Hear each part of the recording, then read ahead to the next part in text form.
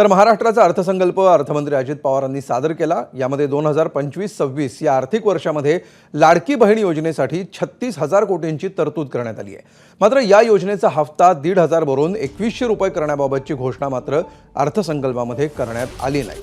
दरम्यान वर्धा ते सिंधुदुर्ग शक्तीपीठ महामार्गासाठीचं भूसंपादन प्रगतीपथावर आहे। या महामार्गासाठी एकूण 86,300 कोटींचा खर्च येणार आहे। तसंच वाढवण बंदराजवळ मुंबई परिसरातलं तिसरं विमानतळ उभारण्याची घोषणा देखील करण्यात आली। पुणे मेट्रोबाबत देखील अजितदादांनी महत्त्वाची घोषणा केली। पुणे मेट्रोच्या दुसऱ्या टप्प्याचं काम लवकरच सुरू होणार आहे। त्याच्या मार्गाचा प्रस्ताव केंद्र सरकारकडे पाठवण्यात आला आहे, अशी माहिती अजित पवार यांनी दिली आहे। येत्या वर्षभरात पुण्यामध्ये 23.2 किलोमीटर तर मुंबईमध्ये 41.2 किलोमीटरचे मेट्रो मार्ग सुरू होणार आहे। दरम्यान अर्थसंकल्पामध्ये कृषी विभागासाठी 9,710 कोटी तसंच जलसंधारण विभागासाठी 16,456 कोटींची तरतूद करण्यात आली आहे। येत्या वर्षात मुंबईत 41.2 किलोमीटर व पुण्यामध्ये 23.2 किलोमीटर असे 64.4 किलोमीटर लांबीचे मेट्रो मार्ग सुरू होणार आहेत। येत्या 5 वर्षांमध्ये आपल्या राज्यात एकूण 237.5 किलोमीटर लांबीचे मेट्रो मार्ग कार्यान्वित करण्यात येणार आहेत। नागपूर मेट्रोचा 40 किलोमीटर लांबीचा पहिला टप्पा पूर्ण झाला आहे। आता दुसऱ्या टप्प्यात 6,708 कोटी रुपये किमतीच्या 43.80 किलोमीटर लांबीचे काम प्रगतीपथावर आहे। ठाणे वर्तुळाकार मेट्रो मार्ग तसेच पुण्यातील स्वारगेट ते कात्रज विस्तार मार्गिका आणि या प्रकल्पास केंद्र शासनाने मान्यता पण दिलेली आहे।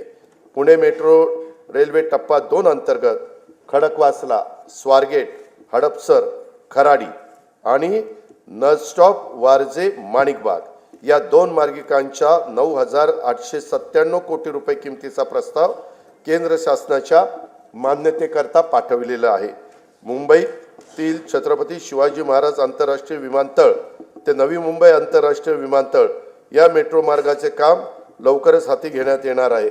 मुंबई उपनगर परिसरातील वाहतूक गतिमान व्हावी यासाठी वर्सोवा ते मड खाडी पूल, वर्सोवा ते भाईंदर किनारी मार्ग, मुलुंड ते गोरेगाव, ठाणे ते बोरिवली आणि ऑरेंज गेट ते मरीन ड्राईव्ह भुयारी मार्ग असे 64,783 कोटी रुपये किमतीचे प्रकल्प हाती घेण्यात आले आहेत।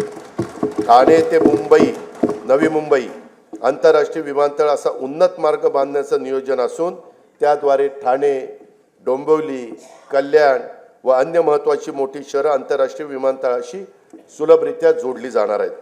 बाळकुम ते गायमुख या ठाणे किनारी मार्गाची लांबी 13.45 किलोमीटर असून त्याचे सुमारे 3,364 कोटी रुपये खर्चाचे काम सन 2028 अखेरपर्यंत पूर्ण करण्याचं आमचं नियोजन आहे।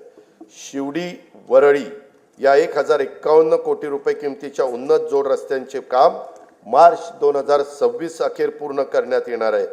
स्वातंत्र्यवीर सावरकर सागरी सेतू वांद्रे ते वर्सोवा या दरम्यानचे 14 किलोमीटर लांबीचे 18,120 कोटी रुपये खर्चाचे काम मे 2028 पर्यंत पूर्ण करण्याचं आमचं नियोजन आहे। उत्तन ते विरार या सागरी सेतू व जोड रस्त्याच्या 55 किलोमीटर लांबीचा 87,427 कोटी रुपये किमतीचा प्रकल्प हा हाती घेण्यात येणार आहे। एबीपी माझा, उघडा डोळे बघा नीट।